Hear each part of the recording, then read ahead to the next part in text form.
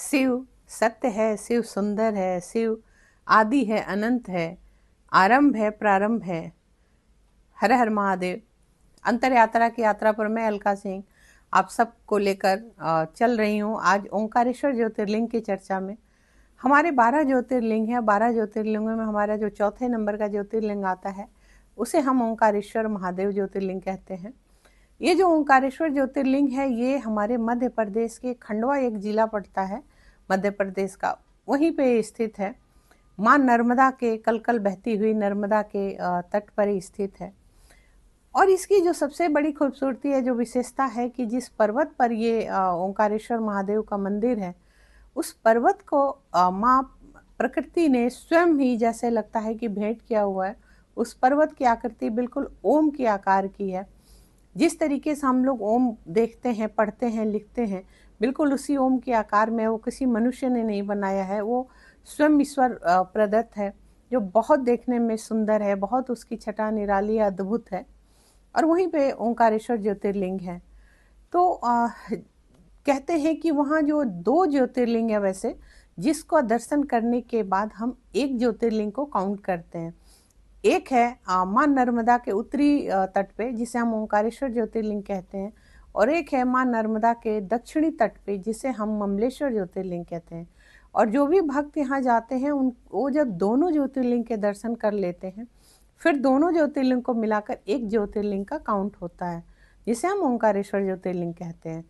तो दोनों की अगर देखें तो शास्त्रों के हिसाब से दोनों की जो पौराणिक कथाएं हैं वो भिन्न हैं, लेकिन एक ही उसका मतलब कह सकते हैं कि मतलब एक ही है। कथा 2 है।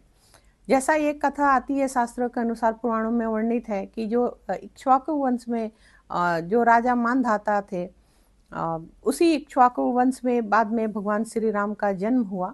उसी वंश में राजा मानधाता जी थे, जो दैत्यों से बहुत त्रस्त थे, दानवों से बहुत त्रस्त थे, और कई बार वो हार गए थे, कई बार उनको पराजित होना पड़ा था, जिससे वो खिन्न हो गए थे। खिन्न होकर उन्होंने वहीं नर्मदा मैया के तट पर भगवान शिव की आराधना में वो लीन हो गए।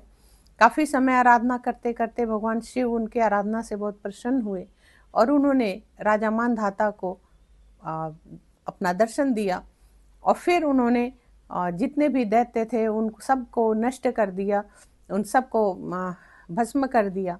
और जो हमारे राजा मानधाता थे उनके अनुरोध पर जो भी हमारे देव लोग थे उस समय, सभी लोग उस समय जब भगवान शिव आए तो सभी देवता भी इस नर्मदा मैया के तट पे आए।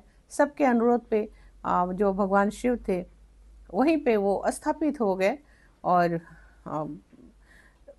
उसी जगह को हम लोग ओंकारेश्वर ज्योतिर्लिंग कहते हैं। दूसरी कथा हमारी पौराणिक कथाओं के हिसाब से है कि जो ऋषिवर थे नारद मुनि, वो एक बार विंध्याचल, जो विंध्य राजा थे, उनसे मिलने के लिए गए। और राजा विंध्य को थोड़ा अहंकार हो गया कि मैं सबसे बड़ा हूँ। ऋषिवर को ये बात अच्छी नहीं लगी, क्योंकि भगवान को कभी अपने भक्तों के अंदर अहंकार नहीं अच्छा लगता। भगवान कहते हैं हमारा जो भी भक्त है वो सहज सरल रहे। भगवान कभी किसी भक्त को अगर जब अहंकार होता है तो भगवान किसी न किसी रूप में उस भक्त का अहंकार जरूर तोड़ते हैं। यहाँ मैं एक चीज कहते ही चलूंगी कि जब भी जो कोई भी भगवान ईश्वर का भक्त है उसको कभी मत सताइए, कभी मत उसको ना नीचा दिखाइए, ना उसको ऊंचा ना उठाइए, तो नीचा भी बिल्कुल मत दिखाइए। जो भी भक्त है भगवान का उसको किसी भी तरीके से उसे परेशान न कीजिए, त्रस्त न कीजिए।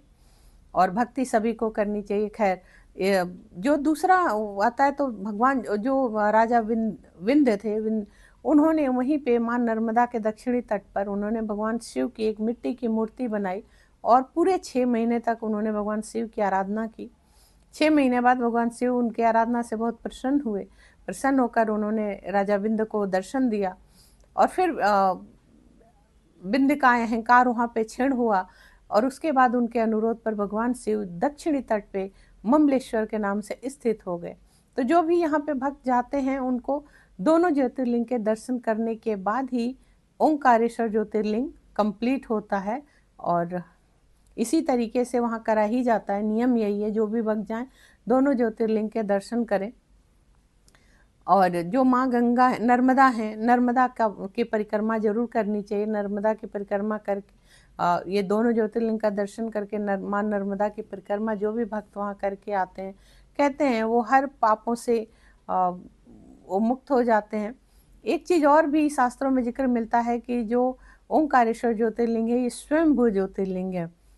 ऐसा भी शास्त्रों में वर्णन है कि उसका कोई थाह नहीं है, वो स्वयं वो जमीन से वो निकला हुआ है। तो स्वयंभू जो है वो तो किसी ईश्वर का भी बनाया नहीं है। तो जो भी भक्त हैं, जिनके जो भी शिव भक्त हैं, जरूर जाना चाहिए। वैसे भी जीवन में प्रयास जरूर करना चाहिए कि जो भी हमारे ज्योतिर्लिंग हैं उनके दर्शन करने के लिए आप हो, हम हो, कोई भी हो, उसको जरूर जाना चाहिए। जो इस पर्वत की हमने कहा कि बहुत ही खूबसूरत पर्वत है, जिसका आकार ही बिल्कुल ओम की तरीके से है, बिल्कुल चारों तरफ से हरियाली है और अपनी वास्तुकला के लिए, नक्काशी के लिए ये जगह बहुत प्रसिद्ध है।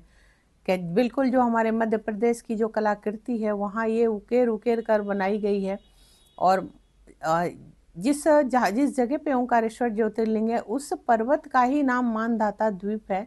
तो आप समझ सकते हैं, द्वीप तो वैसे कहीं भी देखिए द्वीप बहुत सुंदर होता है। तो यहाँ जब भी आप जाएं तो ज़रूर इन सब चीज़ों का दर्शन करें।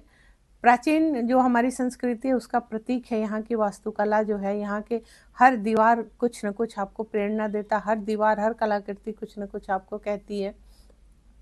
और एक चीज़ और यहाँ मैं कहूँगी कि जो ओंकारेश्वर ज्योतिर्लिंग है ये सिर्फ धार्मिक ही नहीं है, आध्यात्मिक और पौराणिक दृष्टि के लिए भी ये अत्यंत गहरा है, क्योंकि इसका जो अंदाज़ा है वो लगा पाना आपके लिए बहुत, हमारे लिए मुश्किल है। और भौगोलिक दृष्टि से भी इसको अगर देखा जाए तो ये बिल्कुल नर्मदा नदी के बीच स्थित मानधाता पर्वत है। तो ये एक अद्भुत चीज़ है, एक अद्भुत बात है। ओम का आकार है अपने आप में, हमारा जो नाद है ओम है, जो हमारे मंत्रों की शुरुआत ही होती है ओम होता है, ओम नमः शिवाय। जिसका भी आप मंत्र करते हो, कहते हैं कि हर मंत्र के आगे ओम जरूर लगता है, ओम की अपनी महिमा है।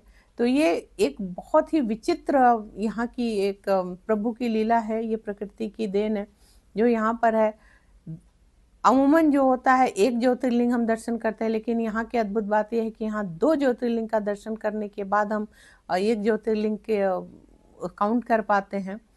तो ये एक अद्भुत अपने आप में बात है। अगर यहाँ के और बाकी चीज़ों की बात करें तो कह सकते हैं कि और भी यहाँ पे काफ़ी चीज़ें हैं घूमने के लिए। आपको मंदिर में जाने के लिए अगर देखा जाए तो सुबह का जो समय वो 5 बजे से रात 9:30 बजे तक मंदिर खुला रहता है।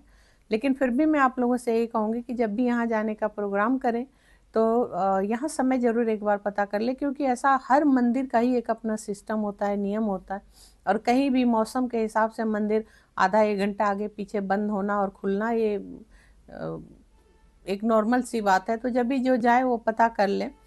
और यहाँ ओंकारेश्वर में 3 आरतियाँ होती हैं, जिसमें एक सुबह की आरती होती है, फिर एक शयन आरती होती है और एक भोग आरती होती है। तो 3 आरतियाँ होती हैं यहाँ पे। तो ज़रूर आप तीनों आरतियों का आनंद लें और ज़रूर जाएं, क्योंकि ये दिव्य मंदिर है, प्राचीन मंदिर है। हमारे जो भी 12 ज्योतिर्लिंग है ये अपने आप में एक अद्भुत और दिव्य हैं।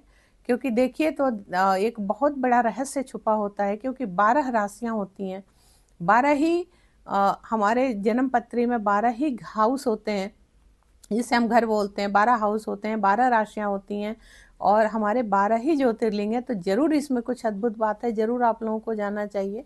जो मानधाता द्वीप है, पठार बोल सकते हैं उसको, तो यहाँ भी बहुत ही वास्तुकला और नक्काशीदार चीज़ें हैं, तो जरूर जाना चाहिए। यहाँ पे एक और मंदिर है जिसे हम ऋण मुक्तेश्वर मंदिर, महादेव मंदिर कहते हैं। ये ऋण मुक्तेश्वर महादेव मंदिर है। इस मंदिर की एक विशेषता है कि अगर कोई भक्त कर्ज में डूबा हुआ है, उसके ऊपर बहुत कर्ज है, कर्ज से उसको मुक्ति नहीं मिल रही है, उस भक्त को जरूर जाना चाहिए। हमारे तमाम ऐसे भाई बहन हैं जो कर्जों से मुक्त ही नहीं हो पाते हैं, कोई ना कोई कर्ज इनके ऊपर हर वक्त लदा ही रहता है। तो यहाँ जाएं, जब भी आप ओंकारेश्वर ज्योतिर्लिंग दर्शन करने जाएं, ऋण मुक्तेश्वर का दर्शन जरूर करें। कहते हैं यहाँ पे जो चने की दाल होती है वो चढ़ाने का प्रावधान है, और कहते हैं वो चने का दाल जो होता है वो चढ़ाने के बाद वो व्यक्ति ऋण मुक्त हो जाता है आने के बाद, और फिर वो कभी ऋण में नहीं फंसता। भगवान भोलेनाथ का साक्षात उसे आशीर्वाद मिलता है और वो ऋण से बिल्कुल हमेशा हमेशा के लिए मुक्त हो जाता है। एक अद्भुत बात है। हमारा जो शास्त्र है वो यूं ही नहीं, हमारे शास्त्र में जहाँ पे भी जो चीज़ें कही गई है प्रभु की असीम लीला है, इसका थाह लगाना मुश्किल है, इसका अंत पाना मुश्किल है। हमने जैसा शुरू में कहा ना, शिव है, शिव सत्य है, सुंदर है, और शिव आरंभ है, शिव अंत है, आरंभ है और प्रारंभ है। तो शिव हर जगह है। जो कुछ भी हमें दिया गया है, हमारे शास्त्रों ने दिया है, हमारे परमात्मा ने दिया है, हम लोगों का कर्तव्य है उसको एक पूर्ण आस्था के साथ उसमें अपने आप को समर्पित करना, उस पूर्ण आस्था के साथ प्रभु का गुणगान करना।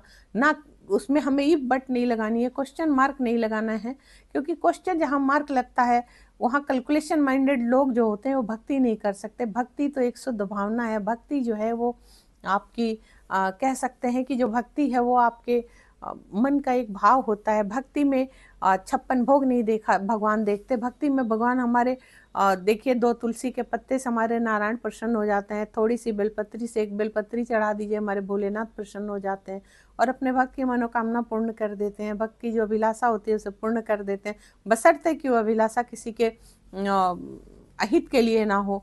वो अभिलाषा जो भी हो वो आपकी अपनी हो, दुख दर्द जो कुछ भी हो वो आपका अपना हो।